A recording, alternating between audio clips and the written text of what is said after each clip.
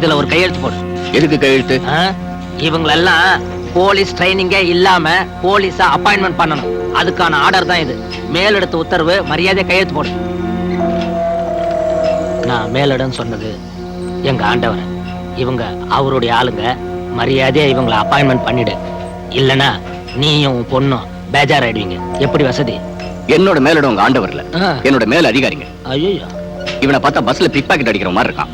இவனை பார்த்தா இவட தியேட்டர்ல பிளாக் டிக்கெட் விற்கிற மாதிரி இருக்கான். இவனெல்லாம் டிபார்ட்மெண்ட்ல சேர்த்தா டிபார்ட்மெண்ட் பேஜாராயிடும். வசதி எப்படி? இப்ப நீ கசக்கி எறிஞ்சது அப்பாயின்மெண்ட் ஆர்டர் இல்ல, எங்க ஆண்டவருடைய செல்வாக்க, அவருடைய